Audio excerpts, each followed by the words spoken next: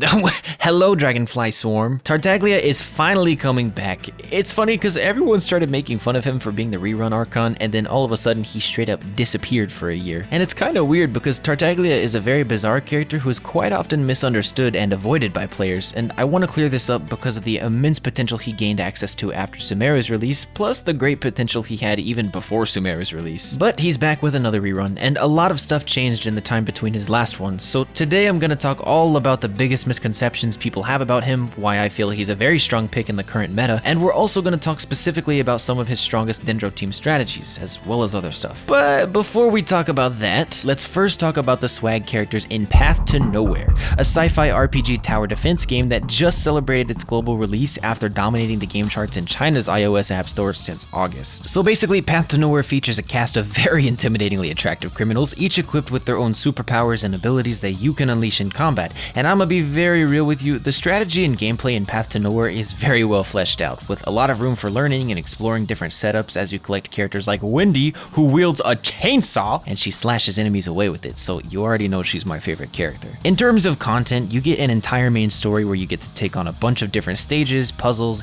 interrogations so that you get to know your favorite characters better, and the combat experience comes with game-defining mechanics like the core weakness breakthrough, in which you use your character's ultimate abilities to take down difficult enemies with style. And I know a lot of people also enjoy connecting with the character's personality alongside their strategic and thoughtful gameplay, so I'm excited to say that the entire game is dubbed in English, Japanese, Korean, and Chinese, and the voice actors did an amazing job at bringing each character to life, which has made me personally enjoy my favorite characters, Wendy and Baiyi, even more than I already did for their unique gameplay. All in all, there's a lot to offer with Path to Nowhere, and I implore you to give it a try now that it just released globally. So if you want to try it out for free, you can click the link in my description or scan the code on the screen right now, and be sure to use my code PTNDRAGONFLY to redeem a free and very special in-game gift.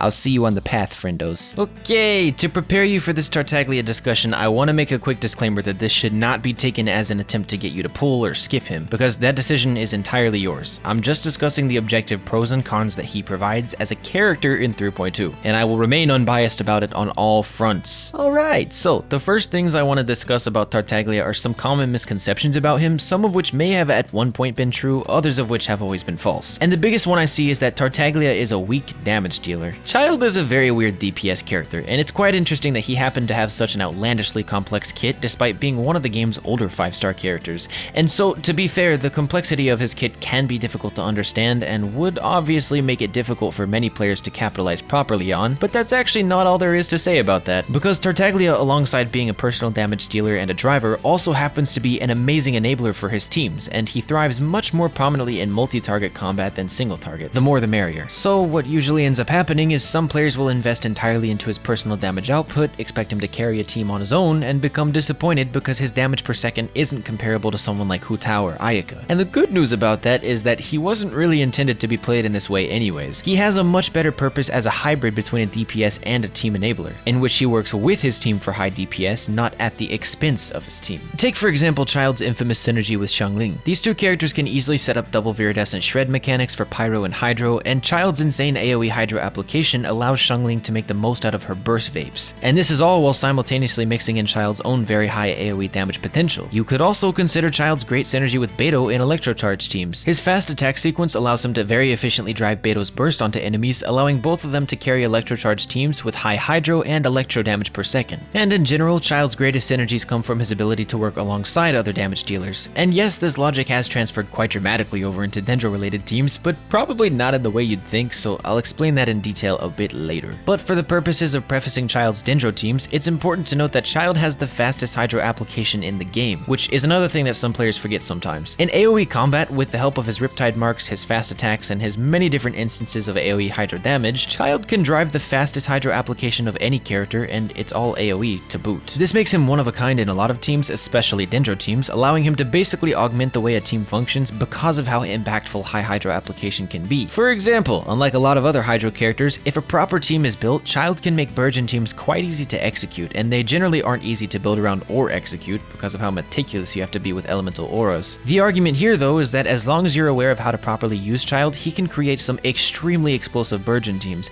and can even do the same with Hyperbloom teams and Bountiful Core teams if your Dendro application is fast enough to keep up. But that doesn't mean everything is all fine fine and dandy for Childe, because as I briefly alluded to a second ago, Childe is extremely mechanically intensive, and pretty much all of his potential is locked behind your ability to execute good rotations, good mechanical skill expression, and good game knowledge. And not many characters in the game have this issue actually, especially not to this extent, but generally part of the reason so many players complain about Childe's playstyle is because they don't fully understand how he works, which is technically the next point I wanted to discuss in this video. As I stated, Childe is very much a team-oriented character, meaning he thrives when working with his team to deal massive damage, not while being supported like a typical main DPS would. And what this means first and foremost is that there's already a heavily increased need for you to have a good understanding of team rotations so that you can actually play him at his full potential. Because you're not just stacking support buffs then swapping to Childe for massive damage. No, it's not that simple. He doesn't deal competitive damage in that way, so you have to understand not only his best rotations, but his entire team's best rotations for the situation you're in. And luckily his kit comes with a lot of interactions, passives, and mechanics that make him very versatile when it comes to team rotations and synergies, but also very complicated and very punishing if you don't know what you're doing. And even if you do know what you're doing, you might be someone like me who usually just goes on autopilot in the Abyss and forgets everything about everything, and then you look stupid when you're trying to get footage for your Tartaglia video, then you pray to God that your editor can do it better because God knows you're not gonna do it. I'm not speaking from experience, I'm just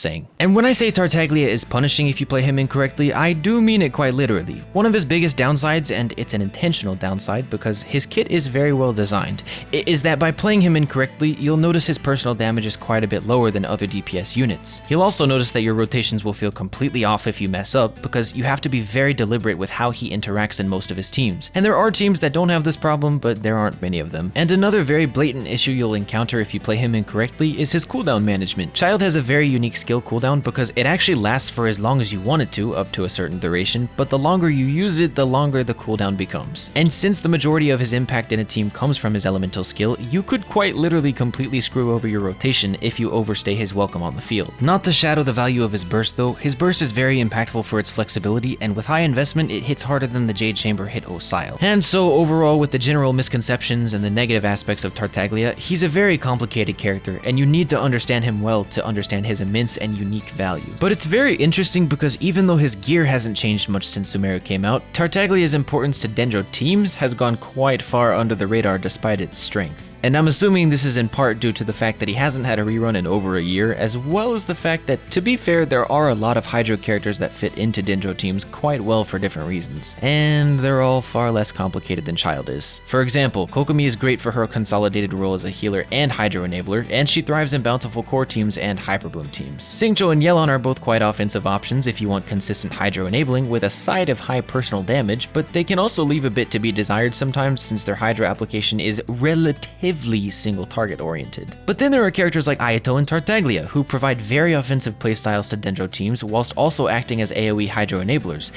But this is a Tartaglia video, so who is Ayato? Tartaglia is quite lacking in his ability to provide supportive utility to Dendro teams, but generally this actually isn't much of an issue at all since he completely covers the basis of Hydro enabling and driving, so in all of the Hyperbloom, Burgeon, and Bloom team variants, you can usually quite comfortably slot a shielder or a healer in your third or last slot. So, for example, and I will be discussing Nahida's potential in these teams since we're so close to her release, but take it with a grain of salt because I'm only discussing what we know officially about her. Childe can run very well in a new team variant called the Intergrational team, like international but with grass. And this team almost exclusively requires Childe, Bennett, Dendro MC, and Kazuha, but I suppose you can replace Kazuha with Venti and maybe Sucrose. But the reason this team is so special as opposed to other Burgeon teams is because it's one of the only Burgeon teams that actually slots a character who can deal high AoE personal damage whilst also enabling AoE Burgeon damage. Keep in mind only 2 Burgeon explosions will damage enemies at a time, so no matter how many you trigger simultaneously, only 2 are gonna hit. But either way, with a mixture of Childe's Riptides and the Burgeon explosions, this team will absolutely decimate multi-target combat. Not to mention, you won't have to worry about Pyro causing the burning reaction and ruining the team rotation because Childe's Hydro application is far too fast for that to happen consistently,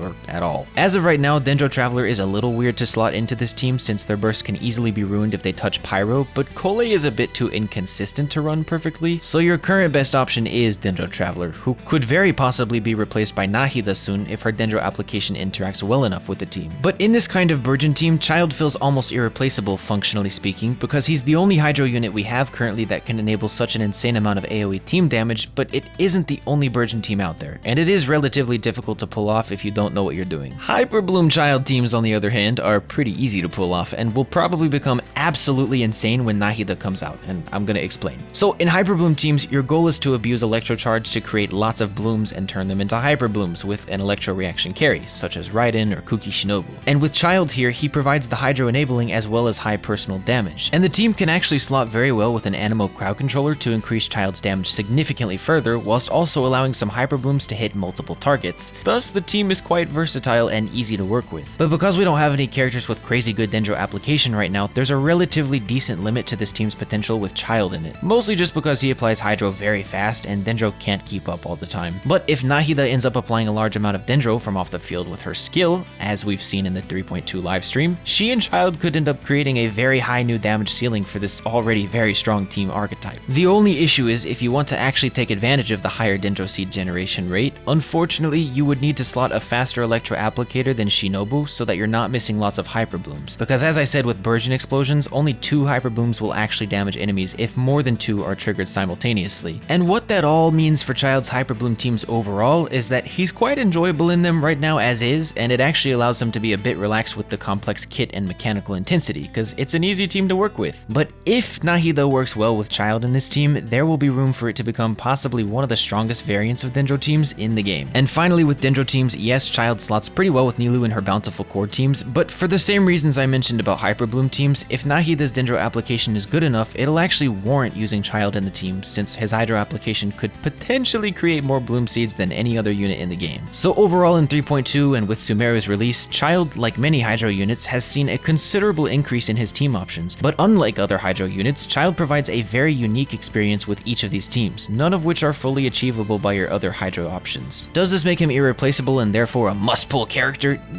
No, because these teams still function without him. He just happens to make them far more aggressive than usual, if you're willing to practice and fulfill his mechanically complex playstyle. And yes, he does have his downsides. He's not particularly strong on his own, and he's also very punishing if you don't know what you're doing with him. But for some people, the reward of learning an actually complex character feels quite nice. So if that's something you're interested in, I can confidently recommend Childe for his numerous and powerful new playstyles and team comps. But if you're usually unwilling to learn new things and or you're not confident in your ability to learn his complex playstyles, I would generally recommend holding off on pulling for him until you can learn a bit more or become a bit more comfortable with his bizarre kit. But that about sums up my takes on Childe in 3.2. He's quite misunderstood, and I think he's gone way under the radar of the meta, which is a bit weird, but I won't dwell. If you enjoyed this video or it helped you in any way, please leave a like and consider subscribing, and I will see you in the next video.